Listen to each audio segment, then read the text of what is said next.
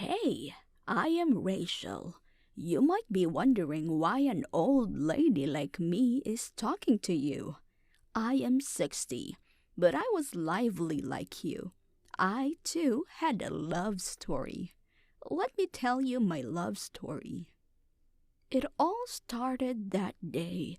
I leaned against the window of my small apartment, my gaze fixed on the bustling streets of New York City below.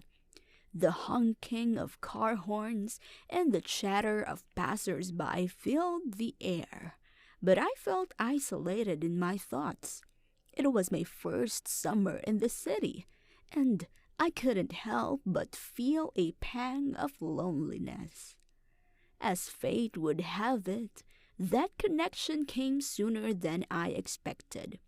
One sunny afternoon, while exploring Central Park, I found myself captivated by the sound of a guitar being strummed nearby. Curiosity propelled me towards the source, and then I discovered a young man, his fingers dancing effortlessly across the strings. His eyes were closed in concentration, and his tousled brown hair fell gracefully over his forehead. Mesmerized by his talent, I couldn't resist the urge to approach him. "That was beautiful," I said softly, catching his attention. The boy opened his eyes, a mix of surprise and delight crossing his face. "Thank you," he replied, a hint of smile tugging at his lips. "I'm Ethan."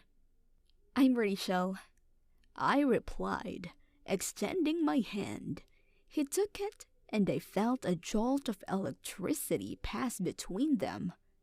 Ethan offered me a seat on the nearby bench, and then we started talking as if we had known each other for years.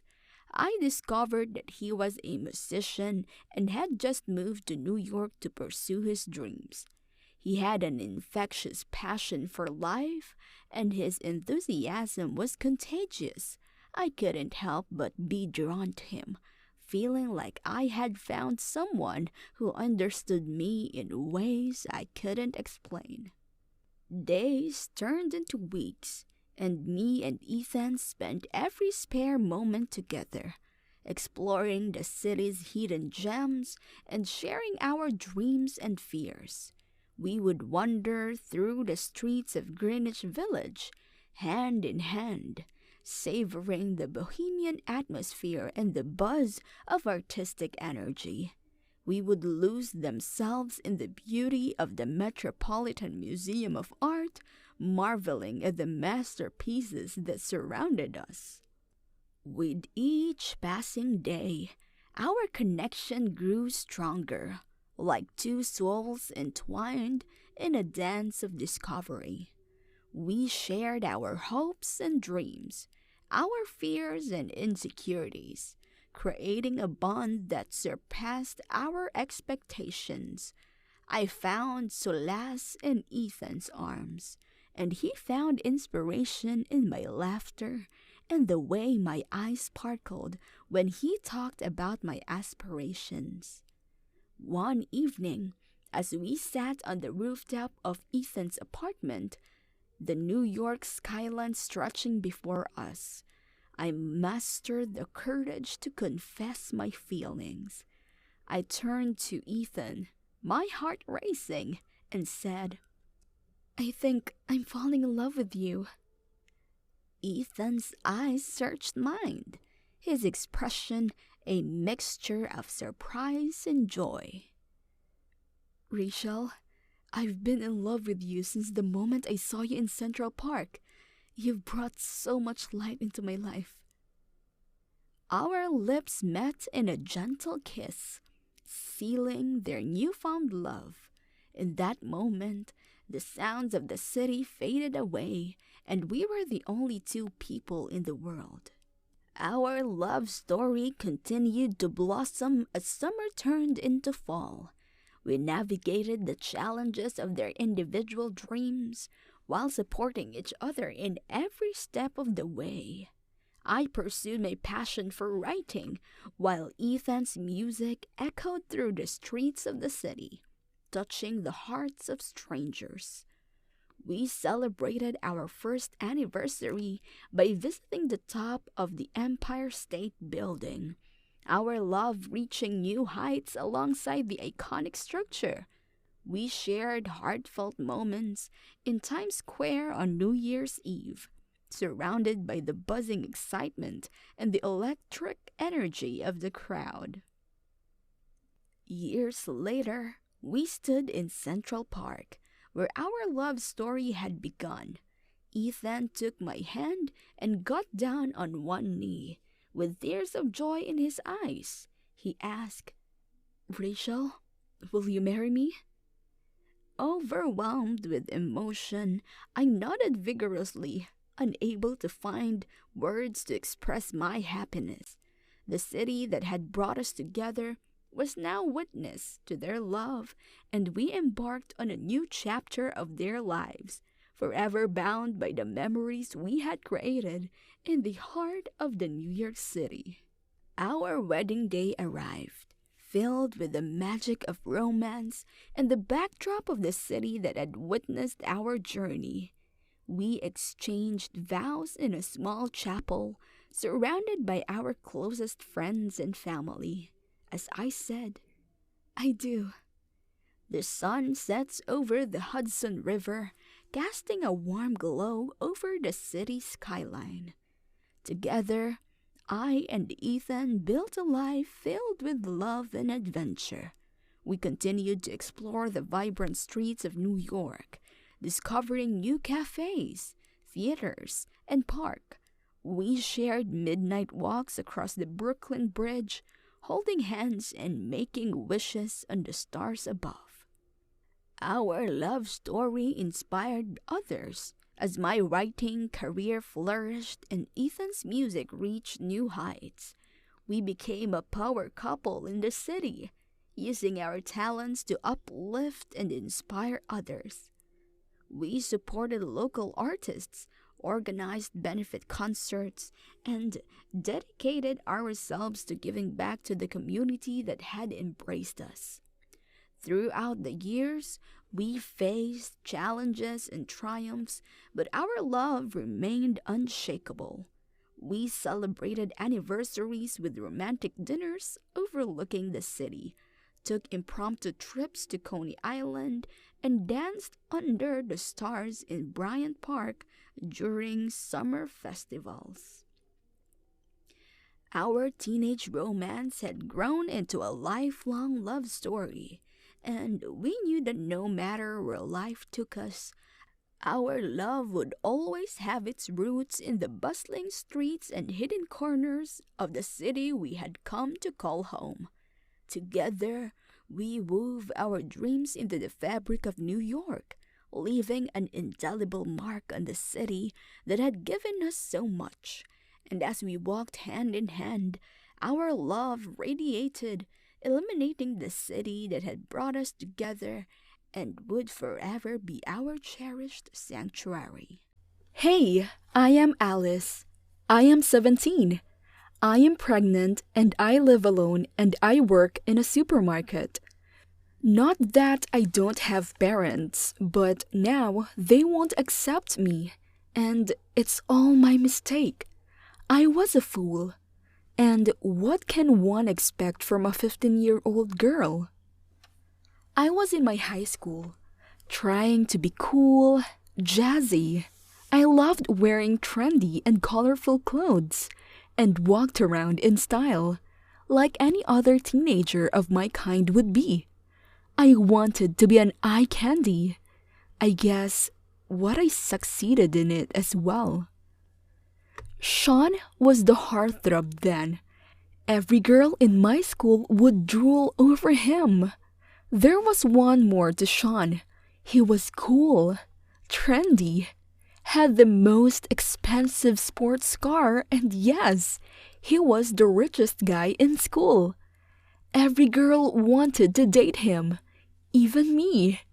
I thought I was lucky when I saw him gazing at me. He was kinda checking me out. I was happy. He would walk to me and ask, "Would you like to hang around?" And I tried to control my emotions, but I couldn't. I hugged him. He might have thought that I was a despo, but I didn't care then. I was so in the moment. Sean took me to the club. We danced, we drank. It was so much fun. I was experiencing this for the very first time. As I was poor, my parents could barely make the ends meet. They never allowed me to clubs and parties, but Sean took me over and I loved it. We then frequented hanging along. We visited pubs, discos, and casinos as well. Life was quite different then. One night, I was high. Sean took me to his place. His house was a mansion. Soon, he took me to his bedroom. He kissed me, licked me, and soon we were under the sheets. I was enjoying the moment. I loved Sean so much. Since that day, I thought we were inseparable. Sean pampered me. He took me to shopping and bought everything I liked. I was living a dream life. I was so happy. One day, I returned home late and my mom questioned me. "Who were you with?" And I answered, "My boyfriend Sean." To this, her brow raised and she asked, "Isn't he the rich guy?" And I immediately said yes. "And Mom, he loves me a lot." Dad stood up and walked to me. "Alice, that boy and his family are not good people. I am afraid they might hurt you. It's better you stay away." "No, Dad. Sean is good. He loves me and I love him too. I can't live without him, and whether to date him or not is my decision." I argued. He softly spoke. "Well then, if you think you can take your decision yourself, it's time for you to go. Live your life. I am assured he is not a nice guy.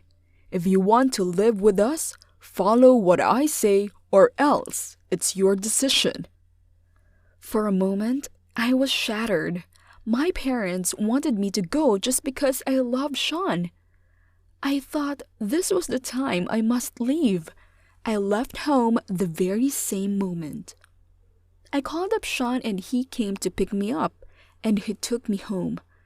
I was certain that my parents would have to face the shame as I ran with my boyfriend, but little did I care about my parents.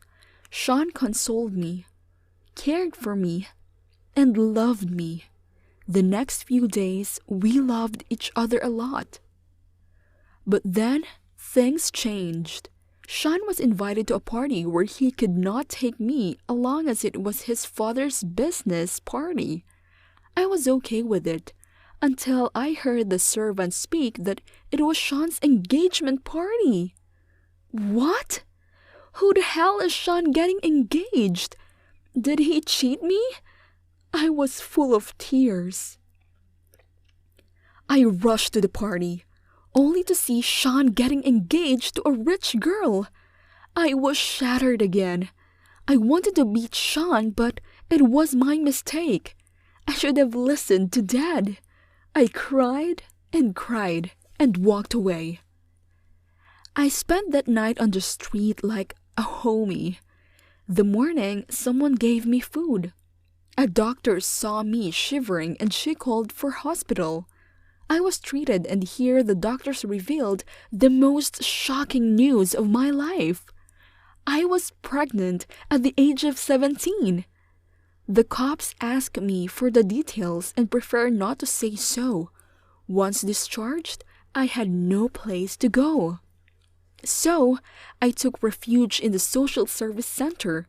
I thought that I must return home to my parents. So, one day, I decided to visit them. But while walking, I thought, what if they do not accept me? I will bring a shame to their name. I was never a good daughter, but I didn't want to spoil their prestige, so I returned. I should have told Sean about my pregnancy, right? But then he cheated on me. If he really cared for me, he wouldn't cheat. The doctor suggested abortion, but I was not in favor of it. I cannot kill an innocent life just because it was a mistake. So I decided that I will live for my child. I was lucky I found a job in the supermarket. I work here all day. Everyone around takes care of me. My colleagues love me. I still live in the social service center, but I hope one day I will be able to afford a house for me and my baby. And I also hope that one day Mom and Dad would forgive me for what I did.